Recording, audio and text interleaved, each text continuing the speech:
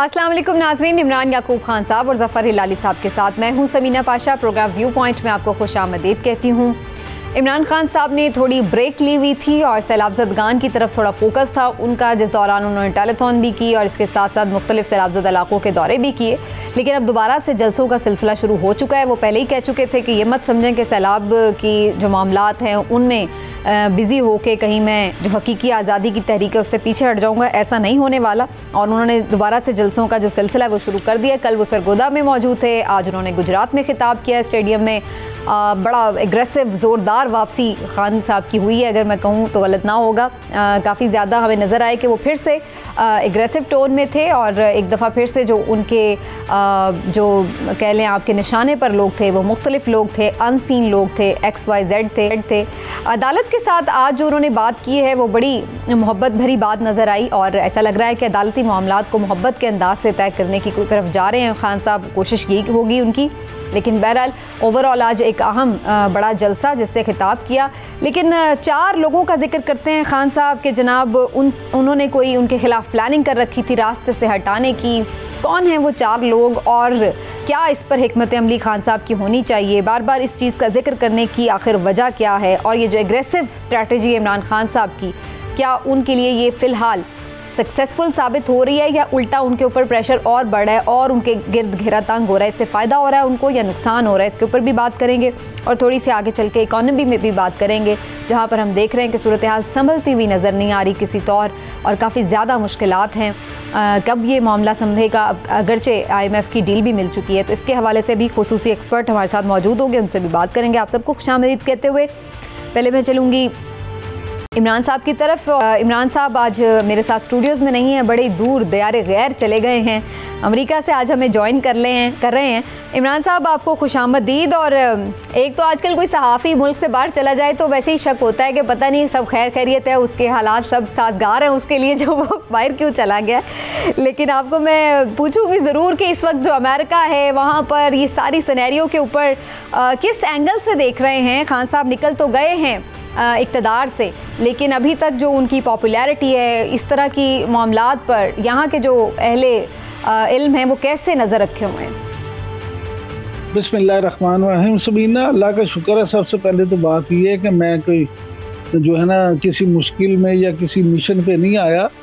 सिर्फ मकसद तो ये था कि दोस्तों से मिला जाए, कुछ थोड़ा सा ब्रेक ली जाए, लेकिन प्रोग्राम भी ज़रूरी है इसलिए यहीं से शामिल गुफ्तगू हो गया हूँ।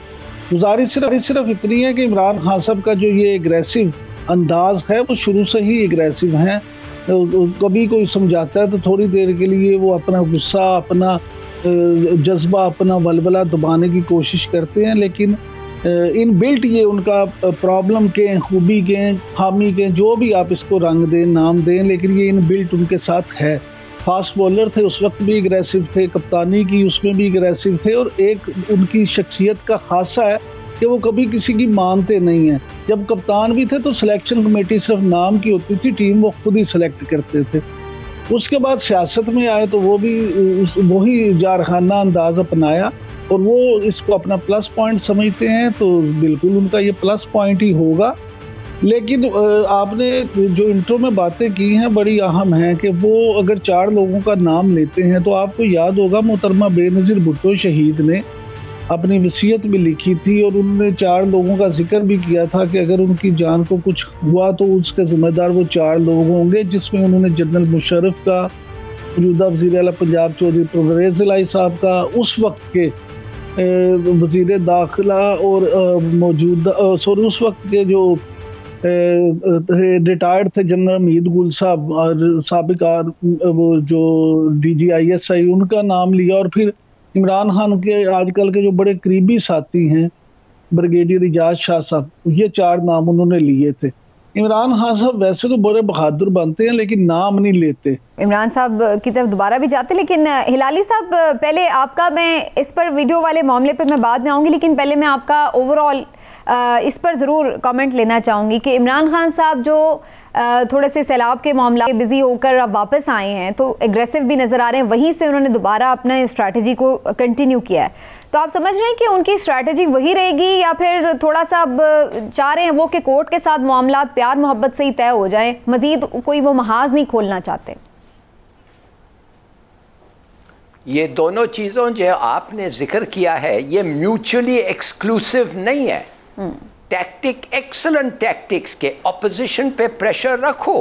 भाई पूरी दुनिया समझती है उन पे प्रेशर है, हर इदारा गवर्नमेंट का और गवर्नमेंट खुद उनके पीछे लगी हुई है। हर किस्म की टैक्टिक्स उन्होंने कोशिश कर ली है, every dirty trick in the book उन्होंने कोशिश कर ली है, मगर ये बाज नहीं आता है। ये खड़ा हुआ है और ये कह रहा है कि मैं तुम्हारे पे अभी प्रेशर ला रहा हूं, और देखिए कितना प्रेशर बिल्डअप हो रहा है। मैं तो डर गया हूं उनकी फ्राइटनिंग वो फॉलोइंग देख के। आप देख सक रहे हैं मीटिंग पे ऐसा तो कभी पाकिस्तान की तारीख में हुआ ही नहीं है।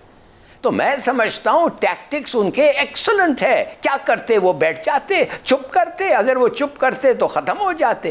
यही एग्रेसिव अप्रोच उनका होना चाह। और देखिए खुद केस फाइल कर रहा है अब इनके खिलाफ। तारण के खिलाफ केस हुआ है, मॉडल टाउन का केस रिवाइव हो रहा है। वंडरफुल, वंडरफुल, यही होना चाहिए। लड़ो और उनके साथ अवाम है। सबसे बड़ी चीज है उनके पास कलाश्निकोव नहीं है मगर अवाम है, और अवाम उनसे भी ज्यादा ताकत है। They are much stronger.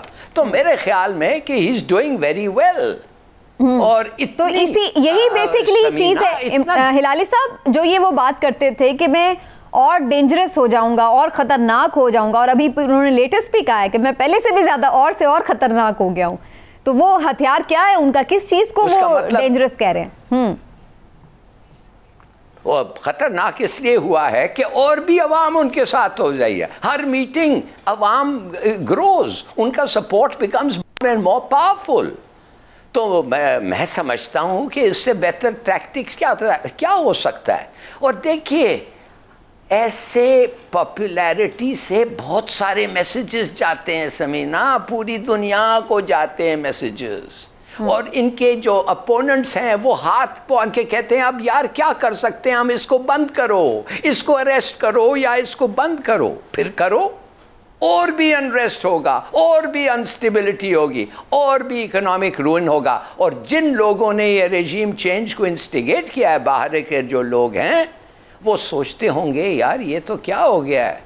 हम तो सोच रहे थे जब ऐसा होता है अमूमन ये चले जाते हैं, ये तो आके और भी स्ट्रांग हो गया है। अब हम कैसे इसको निकालें? अरेस्ट को हम, ऐसी चीजें तो हम नहीं कर सकते। हम पूरी दुनिया डंडोरा पीटते हैं कि डेमोक्रेसी डेमोक्रेसी, वोट की इज्जत, ये वो होना चाहिए। तो हम इसको अब कैसे निकालें? नहीं छोड़ो, इससे बात करो। भाई वो तो क्या कहा है chief justice of Islamabad high court, वो कहता है तुम इनके खिलाफ और कितने चार्जेस लाओगे? भाई कौन सी चार्ज है जो तुमने नहीं लाया इसके खिलाफ, मगर तुम्हारा दाल नहीं गल रहा है। ठीक, सोचिए ये हफ्ता is been a great week for Imran Khan. All right Imran साहब, वीडियो वाले मामले पे मैं भी आगे चल के तफसील में भी बात करूंगी, लेकिन मैं पहले थोड़ा सा इमरान खान साहब की स्ट्रेटजी पे चूंकि बात कर रही हूँ तो मैं आपका इस पर ज़रूर कमेंट लेना चाहूँगी। जो ये बात कर रहे थे पहले भी उन्होंने, जब वो वज़ीर आज़म थे तब भी कहा था कि अगर मैं इक़्तिदार से निकला तो बड़ा ख़तरनाक हो जाऊँगा। अभी रिसेंट भी उन्होंने ये कहा है कि अब तो मैं और ख़तरनाक हो गया हूँ। तो आप इसकी मुराद क्या लेते हैं, वो किस सेंस में ख़तरनाक हो गए हैं? देखिए, गुजारिश ये है कि अगर आप इसका जायजा लेना कि इस वक्त वो किसके लिए खतरनाक हो सकते हैं, तो हुकूमत में इस वक्त जो लोग हैं, शहबाज शरीफ अगर वजीर आजम हैं तो उनको देखें कि वो तो खुद ही एक बड़ी कमजोर विकेट पे हैं। और उसके अलावा एक और चीज जो देखने वाली है वो ये है कि इस वक्त वो सैलाब के जो मुतासरीन है उसमें फंसे हुए हैं, महंगाई में फंसे हुए हैं, ऐसी चीजें हैं। तो इसलिए उनके लिए तो ये मजीद खतरनाक हो नहीं सकते। उनके लिए महंगाई ही और सैलाब की तबाहकारियां ही काफ़ी हैं। दूसरी बात रह गई पीपल्स पार्टी का मामला, तो वो भी हुकूमत में इसी तरह फिर रह जाती है एस्टेब्लिशमेंट। तो इमरान खान साहब शायद उन्हीं को ये मैसेज देना चाह रहे हैं, उन्हीं को ये बताना चाह रहे हैं कि वो उनके लिए ज़्यादा ख़तरनाक हो जाएंगे। तो अगर इस्टेब्लिशमेंट को वो इसी तरह का मैसेज देना चाहते हैं तो मामला सिर्फ इतना है कि आप छुप के क्यों कहते हैं, आप साफ के। आप जब एक सफ़े की बात करते तो उस वक्त तो आप बड़ा साफ खुल के बात करते थे कि जनाब हम एक सफ़े पे हैं और ये बड़ी अच्छी चीज़ है। आज आपको उसी में खामियां नज़र आना शुरू हो गई हैं क्योंकि आप जो है वो उनके साथ एक सफ़े पे नहीं है। यानी जब वो आपको सिलेक्ट कर लें ये तो आपको बिठा दें, आपको हुकूमत में ले आए तो वो बड़े अच्छे हैं, लेकिन अगर वो आपको रद्द कर दें या आपका उस तरह से साथ ना दें तो फिर वो आपके लिए बुरे हैं और आप उनके सफे से नाम निकल गया। हाँ देखिए, अब मामला ये है कि ये मैं पहले गुजारिश ये कर रहा था जिस वक्त लाइन ड्रॉप हो गई थी कि असल में ये जो हकीकी आज़ादी का शोर है, माफ़ कीजिएगा, ये हकीकी आज़ादी नहीं है, ये हकीकी हुकूमत का शोर है। वो चाहते हैं कि फिर वापस इक़्तिदार में आ जाएं और इक़्तिदार में आके वो फिर मसनद वज़ारत उज़्मा पे बैठ जाएं, फिर सब अच्छा है, फिर सब ठीक है, फिर सब इदारे भी सही हो जाएंगे, चीज़ें भी ठीक हो जाएंगी। लेकिन अगर वो इक़्तिदार में नहीं है तो फिर ये मामला है। ये हमारा आलमी ये है कि हमारे यहाँ, मैं हमेशा ये बात करता हूँ कि कोई भी सियासी पार्टी, मैं सिर्फ इमरान खान साहब की बात नहीं कर रहा, मुस्लिम लीग नून हो, पीपल्स पार्टी हो, पीटीआई हो, जमीयत उलमा इस्लाम हो, सबका मतमे नज़र सिर्फ और सिर्फ इक़्तिदार होता है। वो सब चाहते सिर्फ ये हैं कि उन्हें जल्दी से इक़्तिदार मिल जाए, वो हुकूमत में आ जाए, मजे लूटे। और वो लेकिन इमरान साहब, ये तो हर जगह ही पॉलिटिक्स तो फिर इसी तरह ही होती है ना, हर ही सारी दुनिया में, हर मुल्कों में यही होता है कि हर कोई जो पार्टी लड़ रही होती है इलेक्शन, वो जाहिर इक़्तिदार के लिए लड़ रही होती है, कोई ये तो नहीं कि घर बैठने के लिए इलेक्शन तो नहीं लड़ रहा होता। तो व्हाट्स रॉन्ग इन इट कि अगर कोई आके पावर में जो है आना चाहता है, अगर पावर में थ्रू इलेक्शन, तो व्हाट्स रॉन्ग इन इट? बहुत अच्छा, बिल्कुल नथिंग रॉन्ग इन इट। लेकिन अगर आप रॉन्ग और राइट की बात करते हैं तो फिर जिन मुल्कों की मिसालें आप करती हैं, अगर पूरी दुनिया में ऐसे होता है तो पूरी दुनिया में फिर आप जमहूरी तरीकों पे अमल भी करते हैं। फिर आप रोना नहीं रोना शुरू हो जाते जब एक गया तो उसने कहा मुझे क्यों निकाला, आपने उस वक्त उन पर बड़ी तनकीद की, आज आप निकले हैं तो आप कह रहे हैं कि मुझे क्यों निकाला। तो अल्फाज का चुनाव बेशक मुख्तलिफ हो, लेकिन बात तो वही है। दोनों अगर शोर यही मचाएंगे मुझे क्यों निकाला, तो आप ऐसी हरकतें ही ना करेंगे जिनसे आपको निकालना पड़े। आप जमहूरियत हमारे साथ इस वक्त पाकिस्तान तहरीक-ए-इंसाफ के सीनियर नायब सदर और अहम रहनुमा फवाद चौधरी साहब मौजूद हैं। उनसे ज़रा स्ट्रैटेजी पे पहले खान साहब की बात करते हैं। फवाद चौधरी साहब, बहुत शुक्रिया। फवाद चौधरी साहब, आजकल आप भी बड़े तुंदो तेज़ बयानात दे रहे हैं और खान साहब तो शायद तौहीन अदालत से बच जाएं, कहीं आप ना पकड़ में आ जाएं, कोई आपको थोड़ा सा इस पर कर रहा है वार्न या नहीं कर रहा? मेरा ख्याल है आप जो ज़्यादा देखती हैं इसलिए आपको लग रहा है, वरना तो कोई ऐसी बात नहीं है। अच्छा। जहाँ तक इस बात का ताल्लुक है, मैं पहले जरा जो इमरान याकूब खान जो बात कर रहे हैं, मैं एक मिनट आना चाहता हूँ कि जितनी मतलब तौहीन है इमरान ज़र में पाकिस्तान के अवाम के लिए, वो बड़ी हैरानकुन है। यानी ये किसको इख्तियार है कि वो इस तरह से इलेक्टेड प्राइम मिनिस्टर के कुछ इस तरह साजिशें करके निकाले, और वो कहते हैं आप इस तरह की हरकतें ना करें कि आपको जो है वो कोई निकाल दे। तो पाकिस्तान को फिर आप कह दें कि ये टोटलिटरियनिज्म है, यहाँ डेमोक्रेसी का नाम ही नहीं होना चाहिए, पाकिस्तान के लोगों की कोई हैसियत नहीं है, हम नॉर्थ अमेरिका या बर्मा है, और आप चुप करके जो हुक्म हो उसके ऊपर उसकी हुकूमतूली ना किया करें, और आप चुप करके जो है वो हर चीज एक्सेप्ट कर लिया करें, आप एहतजाज किए ही ना करें। मुझे आप बताइए, जहाँ पे तो हमारे मेन स्ट्रीम एंकर हैं, अगर उनकी सोच पाकिस्तान के अवाम के बारे में इतनी कंटेम्प्चुअस हो, इतनी तौहीन आमेज हो, उसको अब क्या जमहूरियत के लिए वहाँ पे क्या जो है वो बात कर सकते हैं, या वहाँ पे क्या होगी। जो इमरान खान की इस वक्त का बयानिया है या नैरेटिव है, वो क्या है? वो कहते हैं कि पाकिस्तान के अंदर हुकूमत बनाने का इख्तियार सिर्फ पाकिस्तान के लोगों को है। पाकिस्तान के अंदर बाहर के किसी मुल्क की जो हुकूमत है या एजेंसी है उसको हक हासिल नहीं है कि वो पाकिस्तान में गए कि फलाना वज़ीर-ए-आज़म होगा तो हम आपसे ताल्लुकात बनाएंगे, फलाना नहीं होगा तो हम आपसे ताल्लुकात नहीं बनाएंगे और हम आपको अकेला कर देंगे। ये कभी भी इस मुल्क में ये जो सॉवरेनिटी का जो बुनियादी असूल है वो इसके ऊपर बुनियाद रखता है। और अगर आज इमरान खान की इस तहरीक को पाकिस्तान के करोड़ों लोग जो है वो उसको इंडोर्स कर रहे हैं, उनके साथ चल रहे हैं, तो ये पाकिस्तान के अवाम के शऊर की गवाही है, पाकिस्तान के रोशन मुस्तकबिल की गवाही है, और यही वो एहतजाज है जो पाकिस्तान को दुनिया में एक इज्जतदार मुल्क बनाता है। ना कि ये कहेंगे जी चुप करके बैठ जाएं जी, ऐसी बात ही ना करें कि जी आपको कोई कुछ कहे। ये पहली बात तो ये थी। अब दूसरी बात की तरफ आ रही है जो आपने कहा तौहीन अदालत। देखिए, पहली बात तो ये है कि ये जो कैंपेन्स हो रही हैं जजेस के खिलाफ, अतर मिन अल्लाह के खिलाफ, जाहिर है इसमें जियो के लोग मुलव्वस हैं, और अब तो बिल्कुल वो बात जाहिर है, अगर अदालत इनको नोटिस दे और इन लोगों को बुलाए और इनके साथ इन्वेस्टिगेट करे, इंक्वायरी करे, उनके सामने आ जाएगी सारी बातें जो उनके बात सामने हैं। जो राय है, अगर अदालत की तारीख के ऊपर बात करना तौहीन अदालत है, नहीं। उनके फैसलों पर बात करना तौहीन अदालत है, नहीं। उनके जो पाकिस्तान को उनके फैसलों से जो नुकसान पहुंचा है उसका जिक्र करना तौहीन अदालत है, बिल्कुल भी नहीं। क्योंकि ये जो बातें हैं ये बुनियादी बातें हैं पाकिस्तान की डेमोक्रेसी की, पाकिस्तान की में आज़ादाना राय की, और ये सिलसिला जो है तनकीद जो है उसको वेलकम करना चाहिए, हर्जा रसाई के खिलाफ कार्रवाई होनी चाहिए। बिल्कुल सही। लेकिन फवाद चौधरी साहब, ये जो अदालत के, अच्छा चलिए आप बात कर लीजिए जी। फवाद चौधरी साहब, बड़ा शुक्रिया, आप हमेशा हमें टाइम भी देते हो। मैं तो क्योंकि जाती आपके दोस्त होने का भी दावेदार हूँ, इसलिए थोड़ी सी लिबर्टी भी ले लेता हूँ। आपने जितनी गुफ्तगू की इसमें 100% असूली तौर पे हम आपके साथ हैं, और आपने और मैंने और हम सब ने मिलके इसके लिए बड़ी जद्दोजहद भी की है और कई दहाइयों से की है, कि आज की बात नहीं है।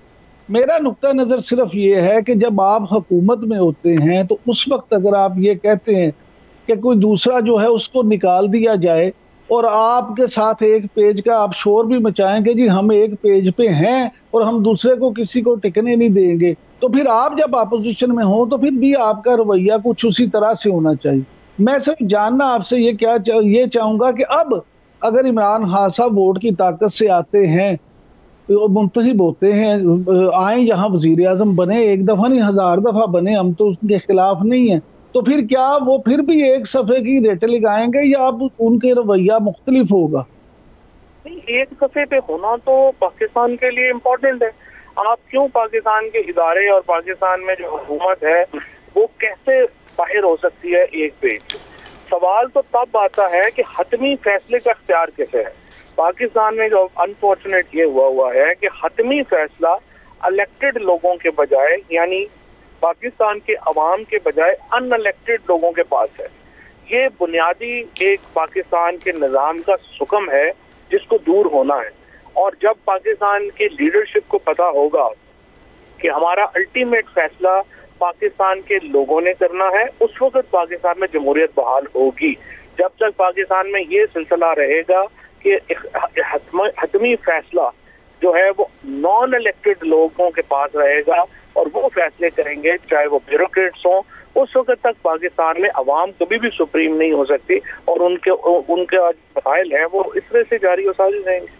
बिल्कुल सही। यानी पावर शेयरिंग जो है वो तो यानी एक पेज पे होना ठीक है, लेकिन सबको अपनी अपनी हुदूद में भी रहना होगा। लेकिन फवाद चौधरी साहब, जो डिफरेंट केसेस इस वक्त चल रहे हैं इमरान खान साहब के ऊपर, इस पर बात हो रही थी। मैं उस दिन सुन रही थी फैसल चौधरी साहब को भी, उनकी राय भी मैंने सुनी, तो वो ऐसा लग रहा था कि जैसे इस बात के हामी हैं कि कंटेम्प्ट के मामले को माफ़ी तलाफ़ी से ख़त्म करवा लिया जाए। तो आपकी नज़र में अब आप लोग इस केस में क्या फर्दर जो जवाब देने जा रहे हैं उसमें माफ़ी तलाफ़ी की तरफ मामला जाएगा या फर्दर डिफेंड करने का इरादा है, इसको लड़ने का इरादा है केस को?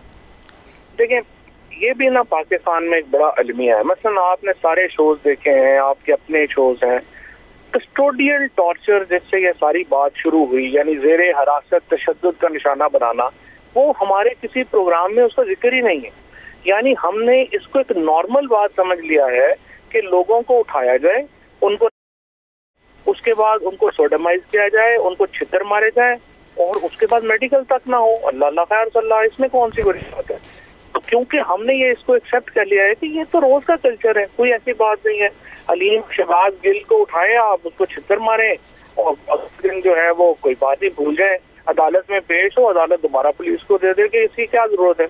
उसके बाद आप अलीम आदिल शेख के ऊपर 27 केस बना दें, उसको जो है वो आप जेल में तशद्दुद करें, जमील फारूकी को उठाएं, उसको करें, छितर मारें, कोई यानी आप अंदाजा लगाइए कि एक मजिस्ट्रेट की, जो जज साहिबा की जो तौहीन है वो इस कस्टोडियल टॉर्चर से भी बहुत ज्यादा हमारे लिए है। और हमारे लिए कस्टोडियल टॉर्चर, हिरासत, तशद्दुद कोई मसला ही नहीं है पाकिस्तान में। ये भी पाकिस्तान के बेशुमार जो अलमिये हैं उनमें एक अलमिया हमारा आपका ये भी है कि हमने असल मामले के ऊपर बात ही नहीं कोई कर रहा और ये कर रहा है कि खान साहब माफी मांग लेंगे तो क्या हो जाएगा, नहीं मांग लेंगे तो क्या क़यामत आ जाएगी। तो इसमें मुझे तो नहीं समझ आता है कि ये पाकिस्तान में जो हमारा मीडिया का जो रायामा है वो क्यों अच्छा, फाइनली बस एक आपका जवाब चाहूँगी फवाद चौधरी साहब। एक तो ये कि हम देख रहे हैं कंटिन्यूसली जलसे चल रहे हैं और अभी फर्दर हमें कोई ख़ास डेवलपमेंट होती नज़र नहीं आ रही, तो अभी ये कब तक सिलसिला चलेगा? क्या हम सोचें कि इलेक्शन फौरी आ सकते हैं या फिर बस ये एक मोमेंटम है जो चल रहा है, अभी फ़िलहाल आगे कोई पता नहीं? नहीं, देखिए ना, डेवलपमेंट तो यही है ना, फाइनल के लोग चले जाएं इस्लामाबाद, इनको निकाल के वहाँ पे जो है वो आप एक तशद्दुद वहाँ पे मनाजर हों, जो श्रीलंका में हमने देखा है। एक तो जाहिर है क्या होगा, उसी तरफ ही जो है वो बुनियादी तौर के ऊपर तो हम समझते हैं ना कि जी हम चले जाएंगे या नहीं चले जाएंगे। सवाल तो सिर्फ इतना है, इमरान खान की कोशिश ये है कि हम इलेक्शन की तरफ जाएं फसाद के बगैर। झगड़ा सिर्फ इतना है, अगर आप फसाद के बगैर चले जाएं इलेक्शन की तरफ, ये पाकिस्तान की एक बहुत बड़ी कामयाबी होगी। अगर हमें फसाद के साथ पाकिस्तान का निज़ाम चेंज हुआ तो वो बड़ी बदकिस्मती होगी। तो आप देखते हैं आगे कैसे चलते। बहुत शुक्रिया आपका फवाद चौधरी साहब, thank you so much for your time. और नाज़रीन ब्रेक लेते हैं, ब्रेक से वापस आते हैं तो कुछ फर्दर गुफ्तगू भी करेंगे और बात कुछ इकॉनमी के हवाले से भी करेंगे, क्योंकि बहुत सारी चीज़ें हो रही हैं जिसमें सबसे ज़्यादा सफ़र कर रही है तो वो पाकिस्तान की इकॉनमी है। छोटे से ब्रेक के बाद वापस आते हैं।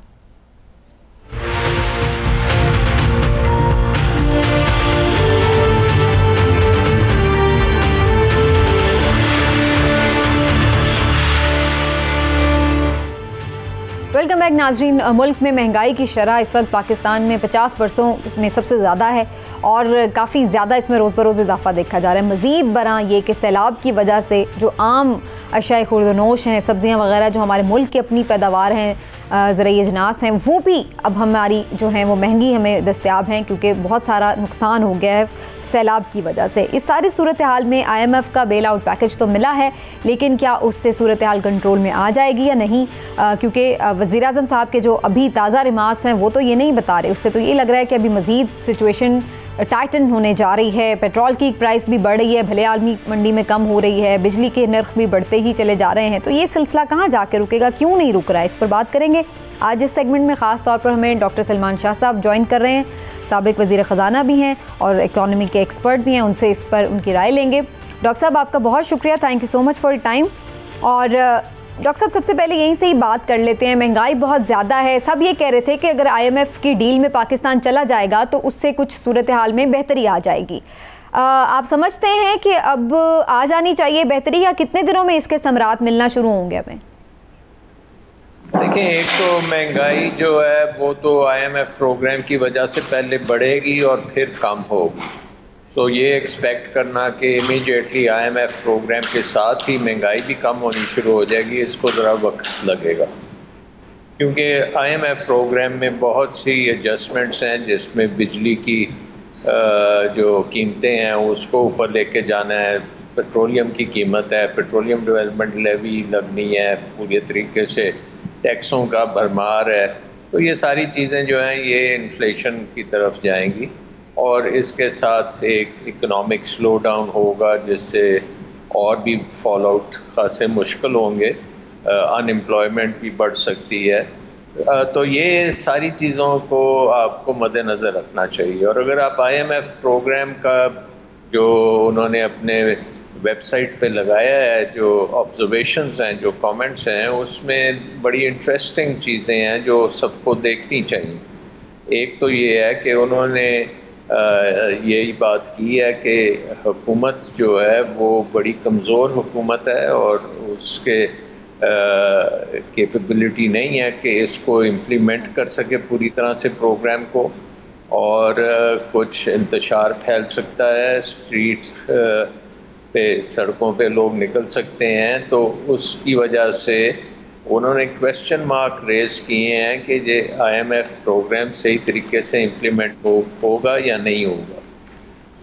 और उसके साथ साथ फिर उन्होंने ये भी बात की है कि बहुत मेजर रिफॉर्म्स की ज़रूरत है, जो कि फाइनेंशियल सेक्टर से लेके एनर्जी सेक्टर और हमारी सिविल सर्विस रिफॉर्म्स हैं, और बड़ी रिफॉर्म्स हैं जो करनी है, जो बहुत सी हुकूमतों ने कभी की नहीं है और ना ही उनकी एपिटाइट होती है, ना ही उनकी कैपेबिलिटी होती है। तो इस चीज़ को भी उन्होंने इंडिकेट किया है। तो अब हमारा जो मुल्क का इस वक्त सूरत हाल है उसमें जो हमारी पॉलिटिकल सिचुएशन है वो भी एक बहुत बड़ा इम्पैक्ट आ रहा है हमारी इकॉनमी पे उसका। और उसके 2-3 इंडिकेटर्स हैं, और सबसे बड़ा इंडिकेटर ये है कि इस वक्त हमारे जो बॉन्ड्स हैं उनके ऊपर जो रिटर्न्स इन्वेस्टर्स मांग रहे हैं वो बहुत हाई हैं, 24% 25% के करीब हैं, जो कि एक नामुमकिन किस्म की रिटर्न है। और क्योंकि अब पाकिस्तान की खबरें पूरी दुनिया में फैल रही हैं, बड़ी तेज़ी से फैल रही हैं, फ्रंट लाइंस पे आ गई है, एक तरफ जो मुकदमे बन रहे हैं उनकी बातें आती हैं, दूसरी तरफ अब फ्लड भी बीच में आ गया, तो ये सारी चीज़ें एक नेगेटिव आउटलुक बन जाती है इकॉनमी की तरफ, और उसमें हमें ये सारी चीज़ों को एक इकट्ठा एड्रेस करना पड़ेगा। बिल्कुल। नंबर 1, एक सेकंड डॉक्टर साहब, मैं अभी दोबारा भी आपकी तरफ आती हूँ, चूँकि हिलाली साहब भी हमारे साथ मौजूद है, इमरान साहब भी, और आई एम श्योर कि वो भी आपसे कुछ ना कुछ इस पर ज़रूर बात करना चाहेंगे, लेकिन थोड़ा सा हिलाली साहब का भी कमेंट में ले लूँ। हिलाली साहब, IMF पैकेज पे बड़ी उम्मीद थी इस हुकूमत की, लेकिन ऐसा लग रहा है कि ये पैकेज लेने के बाद भी इनके लिए तो कुछ सिचुएशन बहुत फेवरेबल नहीं है, तो कैसे फिर ये आगे कंटिन्यू करते आपको नज़र आ रहे हैं? मुश्किल मज़ीद बढ़ने जा रही है। देखिए डॉक्टर साहब ने एक कुछ चीज़ कहा है जो बड़ा इंटरेस्टिंग है, मैं उनसे पूछना चाहता हूं। तो आप कह रहे हैं कि एक्सपर्ट्स ने और आप खुद, आपका ख्याल ये है कि हम ये प्रोग्राम को इम्प्लीमेंट नहीं कर सकेंगे, तो मैं और इस हद तक के लोग सड़कों पे आए, तो मैं आपसे पूछना चाहता हूं कि किस किस्म का प्रोग्राम है जो आप इम्प्लीमेंट नहीं कर सकते और लोग सड़कों पे आ जाएं, और फिर भी आप मारे मारे जाते हैं और कहते हैं हमें मदद करो, इस किस्म की मदद दो जो इम्प्लीमेंट नहीं हो सकती। What's the matter?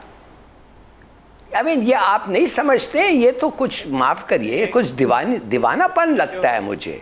क्या है जो हम नहीं इम्प्लीमेंट कर सकते? टैक्सेस? सलमान साहब मुझे बताएं, टैक्सेस अगर आप नहीं रेज कर सकते हैं, मुझे दे दें power, I will raise taxes.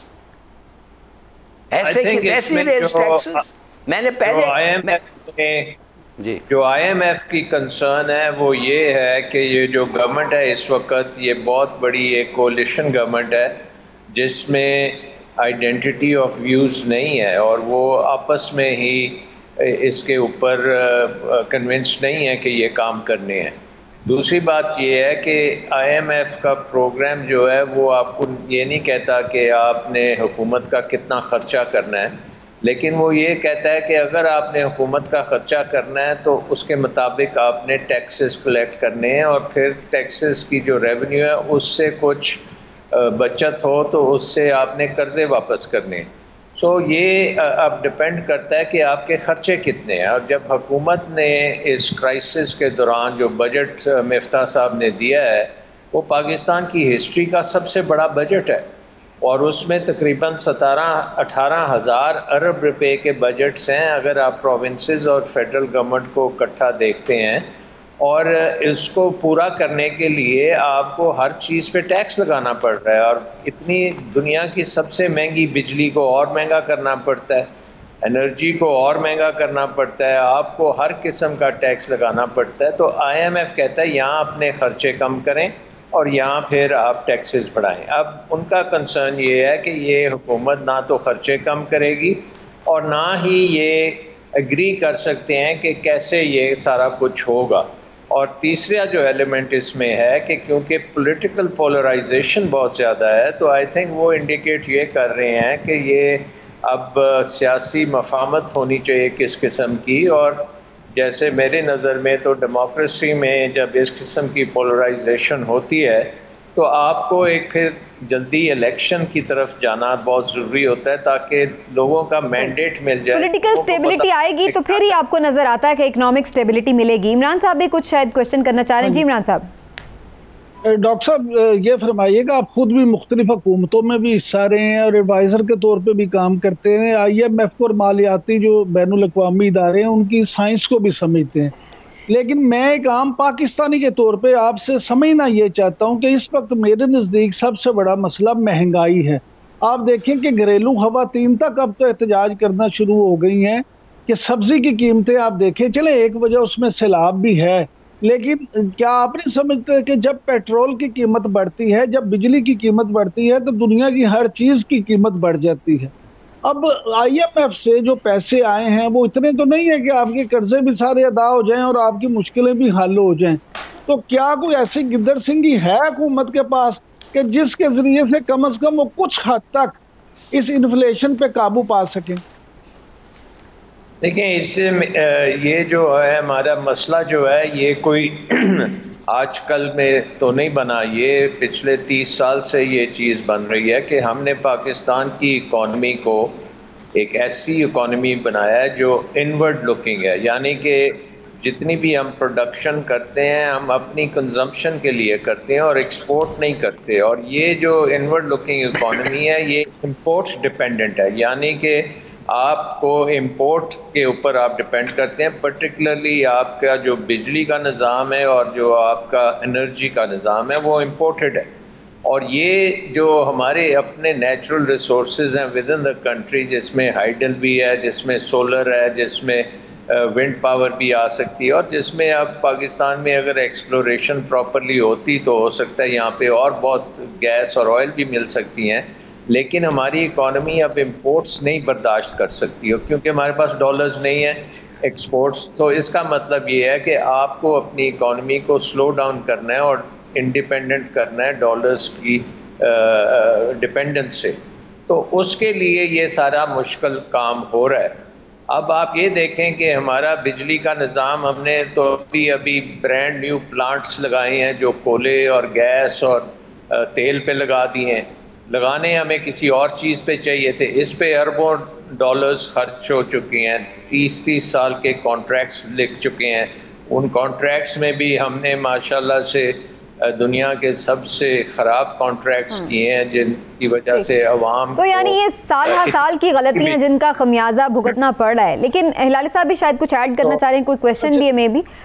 Hilali साहब आप भी कुछ क्वेश्चन कर लीजिए। मेरा जी इमरान साहब एक इसका माने ये है, अगर आपने शुरू से कहा था कि ये गवर्नमेंट जिस तरीके से आई है और जिस किस्म की गवर्नमेंट है, मुख्तलिफ पार्टीज, कोई अग्रीमेंट नहीं, और माफ़ करिए इस गवर्नमेंट को लाने में जो तकलीफ लोगों ने बर्दाश्त किया है, माने कि जाके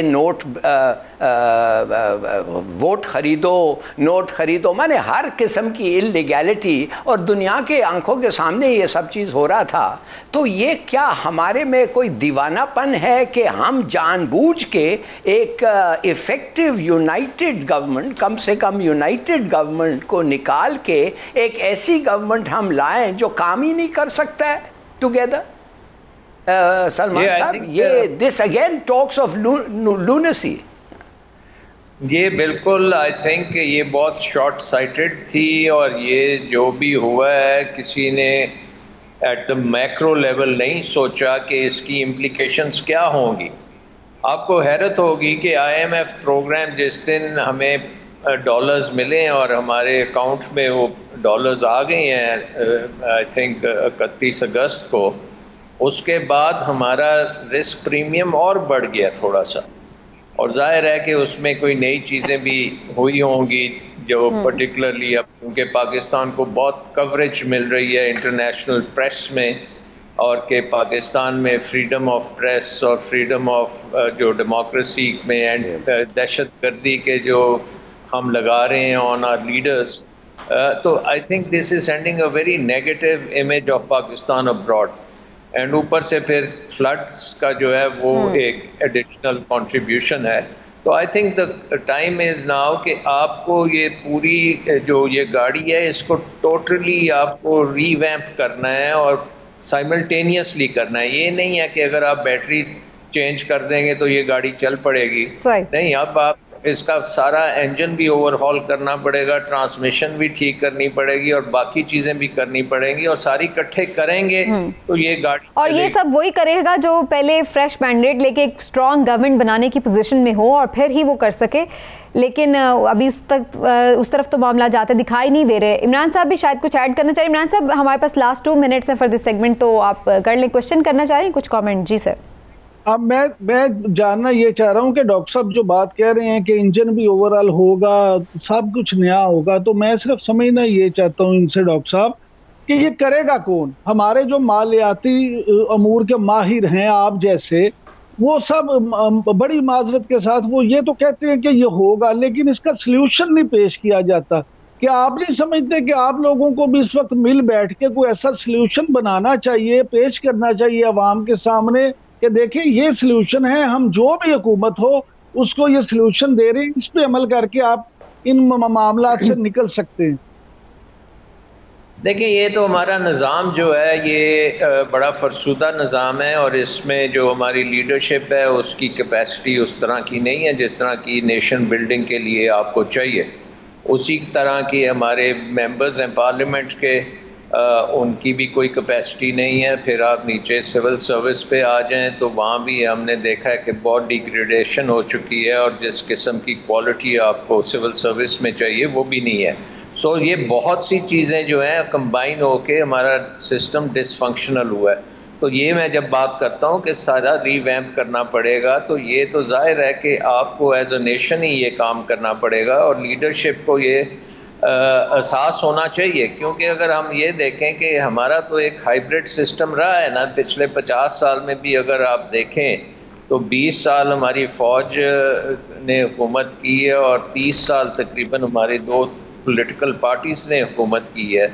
तो इन सारों की जो कॉम्बिनेशन है उसने हमें डिलीवर की है एक इकॉनमी जो कि इस वक्त बिल्कुल ICU में है।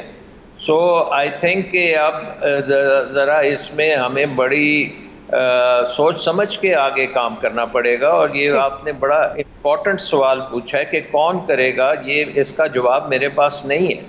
ऑब्वियसली जो भी करेगा वो लीडर ही कोई करेगा, ऑटोमेटिकली तो ये काम नहीं होगा।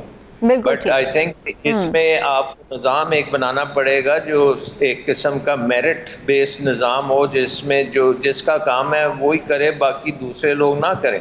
अनफॉर्चुनेट पॉलिटिकली जो हमारी लीडरशिप है वो समझते हैं कि उनको इकोनॉमिक्स भी सारी सही समझ आती है, वो समझते हैं वो मैनेजमेंट के भी एक्सपर्ट्स हैं, वो समझ। और फिर ऊपर से ये भी ना डॉक्टर साहब कि वो फिर बीच में ये भी देख लें पॉलिटिकल इंटरेस्ट उनका किस फैसले करने में है या नहीं है। अगर खालिस्तान इकोनॉमी को बेहतर करने के लिए फैसले किए जाएं तो फिर तो शायद मामला कुछ बेहतर हो भी जाए, लेकिन जब और भी बहुत सारे इंटरेस्ट देखे जाते हैं तो फिर वहाँ पे बहुत सारे कॉम्प्रोमाइज़ भी कर लिए जाते हैं। लेकिन बहरहाल देखते हैं आने वाले दिनों में क्या इकोनॉमी पे होता है। डॉक्टर साहब बहुत शुक्रिया आपका, आपने हमें टाइम दिया। और थोड़ी सी मैं आखिर में ज़रूर इस पे बात करूंगी इमरान साहब के और हिलाली साहब का भी इस पे कमेंट लूंगी कि हिलाली साहब यही IMF डील जब ये हुकूमत करती थी PTI की, तो ये ऑपोजिशन उस वक्त की जो थी, जो अब हुकूमत में है, वो कहती थी कि आप बिल्कुल लेट गए, आपने अच्छा उनके साथ नेगोशिएट नहीं किया, गुलाम बना दिया, और अब ये उससे भी ज़्यादा मुश्किल पैकेज में करके आए हैं। हत्ता कि खुद मान रहे हैं कि जी हमें तो छींक भी अगर मारनी है तो हम IMF की मर्जी के बगैर नहीं मार सकते। तो फिर ये कितनी बड़ी सक्सेस है इनकी कि इस तरह का पैकेज लेके आना, और उस पर फिर खुश भी बड़े हो रहे हैं कि हमने बड़ा पैकेज ले लिया। देखिए, जब आपका बॉन्ड 24% इंटरेस्ट देता है तो दैट मीन्स कि आपका एक फेल्ड स्टेट है। इसके माने कोई नहीं आएगा, कोई लेगा नहीं बॉन्ड, इसलिए आपके पास पैसे हैं ही नहीं देने के लिए 24%। तो इट्स अ टोटल फेलियर। ये स्टेट हैज़ कोलैप्स्ड। थोड़ी सी मेरी माफ़ करिए, ये बड़ा अच्छा मुल्क है, बड़े अच्छे लोग हैं, मगर काम नहीं कर रहा है। It has collapsed. अब जब स्टेट कोलैप्स कर देता है तो आपको, जैसे इन्होंने कहा, बेसिकली क्या कहा आज सलमान साहब ने, उन्होंने कहा पूरा सिस्टम को, इंजन को, गियर बॉक्स को और हर चीज़ को चेंज कर दो। I mean in other words get a new car, नई गाड़ी लो। ये पुरानी गाड़ी चल नहीं रही है, ख़त्म हो गई है, कोलैप्स कर गई है। ये समझते ही नहीं है, ये मानते ही नहीं है। और आज आपने अगर एक वीडियो देखा था जिधर याद है भुट्टो साहब ने कहा था we will eat grass and have a bomb. पता नहीं आपने वो लड़के का वीडियो देखा जो आधा यूरोप बात कर रहा है, वो घास खा रहा है, वो वाकई घास खा रहा है। It's not a metaphor. तो व्हाट कैन आई से, मान जाओ। अगर आप अपनी कंडीशन को मानते नहीं, आप ठीक कैसे होंगे? जी इमरान साहब, मैं थोड़ा पॉलिटिकल आपसे ज़रूर कमेंट लेना चाहूँगी कि जो इस पे मईशत के ऊपर एक दूसरे पे इल्ज़ामात की बारिश हो जाती है, बाद में वही काम खुद गवर्नमेंट में आके किए जाते हैं। मीना, यही तो अलमिया। आप देखें जो डॉक्टर साहब बात कर रहे हैं या हिलाली साहब बात कर रहे हैं, वो सब बात कर रहे हैं कि जी देखें ये गाड़ी ये जो तबाह हो गई है, इसका सब कुछ बदलने वाला है, सब कुछ चेंज करने वाला है। लेकिन ये तबाह की किसने?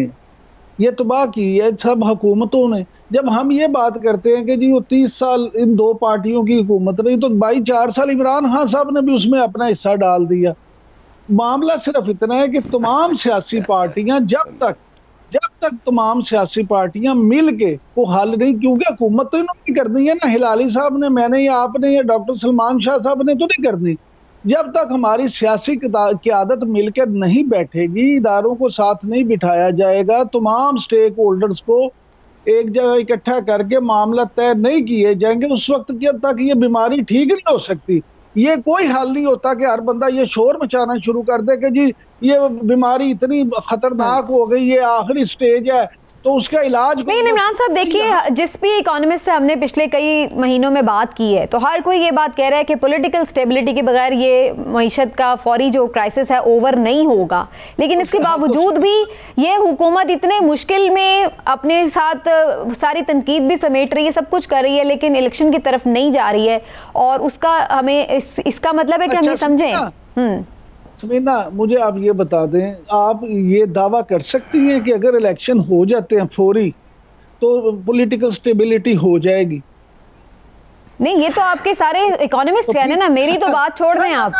नहीं, मैं तो वैसे समझती हूँ कि अगर एक स्ट्रॉन्ग गवर्नमेंट आ जाए तो कम से कम कुछ अरसे के लिए एक वो हो जाएगी। देखिए, मामला वही है समीना, अगर इस बात की क्या गारंटी है कि स्ट्रॉन्ग गवर्नमेंट आएगी? ये जो इलेक्शन से आएगी इमरान साहब, वो स्ट्रॉन्ग गवर्नमेंट ही होगी ना। अब क्या आप इलेक्शन के अलावा कोई और तरीकाकार तो फिलहाल राइज नहीं है मुल्क में। इलेक्शन से ही आएगी, लेकिन इस बात की क्या गारंटी है कि कोई इतनी मेजोरिटी ले लेगा कि वो स्ट्रॉन्ग गवर्नमेंट बना लेगा? या इलेक्शन में जब वो नवाज आपको बताएगा तो फिर कर लेना ना, नवाज शरीफ से पूछ लें, वो बता देगा आपको। वो जब कहेगा। नवाज शरीफ का जिक्र यहाँ से कहाँ से आ गया? आप हिलाली साहब जितने आपने कहा है कि 4 साल इसने नहीं किया, 50 साल से कुछ और नहीं किया। मैं कह रहा हूं आप हर चीज को कहते हैं अगर। यार वो बेचारी कह रही है पॉलिटिकल स्टेबिलिटी, आप कहते हैं अगर। क्या गारंटी है, क्या गारंटी है कि हम सांस हमारा रुक जाए अभी? और वैसे भी अगर उससे ना भी आई, उसमें तो फिर भी एक अगर है। ये इस पर तो सबका कंसेंसस है कि ऐसे तो जो मामला है वो क्राइसिस ओवर नहीं हो रहा है हमारा मईशत का। लेकिन एनीवेज, इस पर एक हमारी ऑनगोइंग डिबेट है इमरान साहब, और आप अच्छे मूड में एंजॉय करें। यूएस में छोड़ें आप ये पाकिस्तान की मईशत के मसले मसाइल। और मैं कुछ कह रहे हैं इमरान साहब कि मैं फिर वाइंड अप कर दूं, टाइम खत्म हो गया। मैं सिर्फ ये कह रहा हूँ कि यही तो प्रॉब्लम है कि सबका कंसेंसस नहीं है। हमारी सियासी क़यादत को कंसेंसस करना पड़ेगा। अगर नहीं करेंगे तो ये अपनी हुकूमत के चक्कर में हम आवाम को मजीद ज़लील और रुस्वा करेंगे। चलिए जी, देखते हैं जी आने वाले दिनों में क्या मजीद मुश्किल फैसले लेना पड़ती है ये गवर्नमेंट, या फिर पॉलिटिकल स्टेबिलिटी के लिए कोई कदम उठाया जाता है। आज के प्रोग्राम से नाज़रीन इतना ही। इंशाल्लाह फिर आपसे मिलेंगे। अपना ख्याल रखिए। अल्लाह हाफ़िज़।